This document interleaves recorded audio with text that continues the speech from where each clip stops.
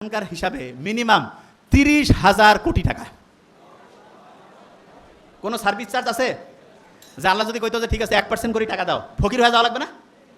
এই ব্রেনটা যে দিয়েছে এটা কাজে লাগাইতে পারতেছি না কেন? তিনটা জিনিস ব্রেনটাকে ধ্বংস করতেছে। এক নম্বরে কি? প্রফেসর মুক্তার আহমেদ স্যার বলছে কিন্তু যে আমাদের ধৈর্য কম না?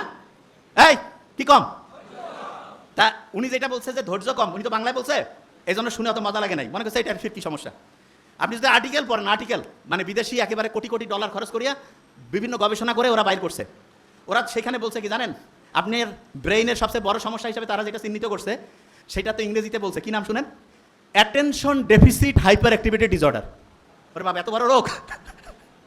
এইখানে যারা আছি হয়তো বা আল্লাহর মধ্যে এরা তো ইসলামী, এদের হয়তো বেশিরভাগ জনের ব্রেন ভালো আছে, তবে সারা দেশের যদি চিন্তা করি 80% মানে 10 জনে 8 জনের, আমার সাথে একটু বলতে হবে, attention deficit hyperactivity disorder.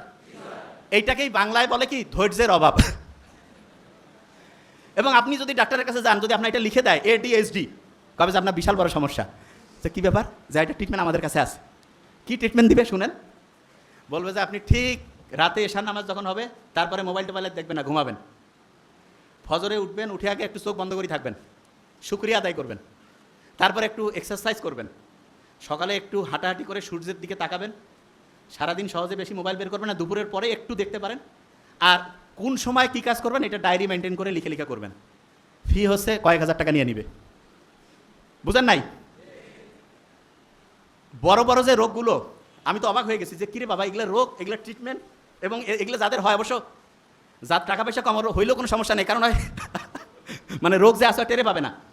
তা ওই বেশিরভাগ জন যারা আছে না, টাকা পয়সা প্রচুর, আমরা তো দেখি ওই যে তোমাদের নোবেল স্যার সারা দুনিয়া থেকে রুগী দেখতেছে আলহামদুলিল্লাহ, এবং ইন্ডিয়ায় মাদ্রাস চেন্নাইতে যে ভালো হচ্ছে না আলহামদুলিল্লাহ, কারণ খুব অথেন্টিক ইমানদারির সাথে রুগী দেখে, সে একটা পয়সা কোনোদিন দুই নম্বরই করেন, এই জন্য অনেস্ট ডাক্তার, আল্লাহর রহমত আছে আলহামদুলিল্লাহ। এবং সে যেটা করছে আমি দেখছি, হিউজ মানসিক এই প্রবলেমের রুগীগুলো আছে।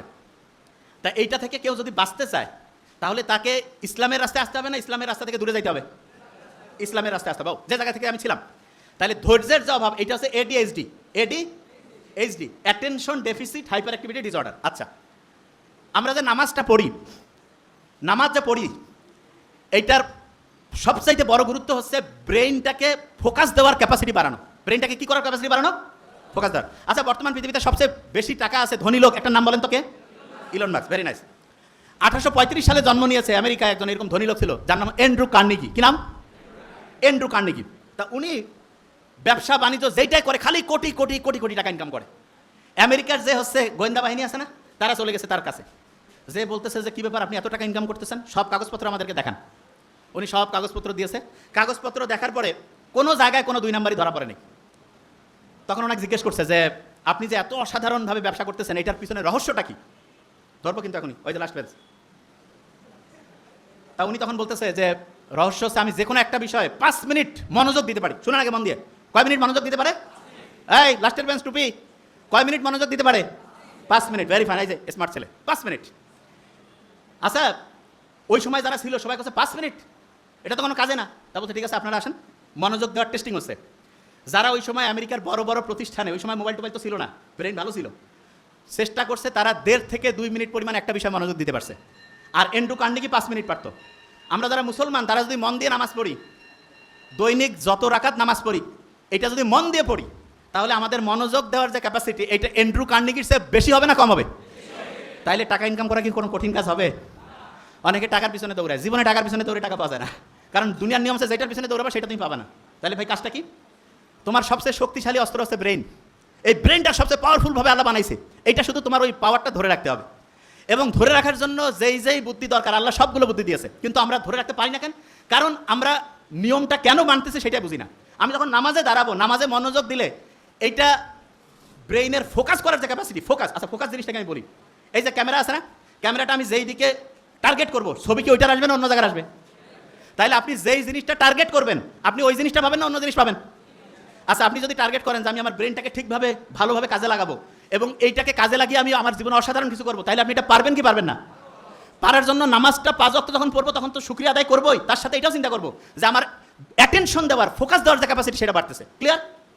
আচ্ছা, রোজা রাখি না আমরা? আপনি কি জানেন যে আমাদের শরীরটা প্রতি মুহূর্তে কিন্তু এরকম বিভিন্ন সময় হচ্ছে আবর্জনায় ভর্তি হয়ে যায়। এইটাকে পরিষ্কার করার জন্য রোজার চাইতে ভালো কোনো সিস্টেম বিজ্ঞানীরা এখন খুঁজে পায়নি। অনেক সমস্যা শারীরিক বিজ্ঞানীদের কাছে যায়, মানে যারা ডক্টর তাদের কাছে যায়, তারা বলে আপনি না খেয়ে থাকেন। কি করে বলেন না, কি করে? না খেয়ে থাকা। এই যে আমরা সকাল থেকে সন্ধ্যা পর্যন্ত না খেয়ে থাকলাম, এতে কি আমাদের শরীরটা পরিষ্কার হইলো না অপরিষ্কার? কি হলো? পরিষ্কার। আচ্ছা, অন্যের গীবত করা, এটা নিজের মৃত ভাইয়ের মাংস খাওয়ার চাইতে খারাপ না? আচ্ছা আপনি আমাকে বলেন তো, আপনি যদি অন্যের গীবত করেন, তাহলে বিজ্ঞানীরা এখন দেখছে আমাদের যে প্রিফ্রন্টাল কর্টেক্স, হিপ্পোক্যাম্পাস, এইটার কার্যকারিতা কমে। তার মানে ব্রেইনের যেই জায়গাটা পড়া মনে রাখতে হেল্প করে, পরীক্ষায় উত্তর লিখতে হেল্প করে, সেই জায়গাটা ধ্বংস হয়ে যায় অন্যের সমালোচনা করলে। আল্লাহ যে অন্যের সমালোচনাকে, গীবতকে এতটা মানে হচ্ছে যে বলা যেতে পারে যে নিষিদ্ধ করেছেন, এতটা যে নিরুৎসাহিত করেছেন, এটাকে আমাদের ব্রেইনের জন্য ভালোর জন্য না খারাপের জন্য? ভালোর জন্য। ক্লিয়ার? আচ্ছা, মেডিকেলে যারা যারা পরীক্ষা দিবে, এখানে আছে না অনেকে আছে ভার্সিটিতে পরীক্ষা দিবে, একটা বুদ্ধি শিখাই দেই, একটা বুদ্ধি শুধু, তাহলে পরে একদম ক্লিয়ার হয়ে যাবে।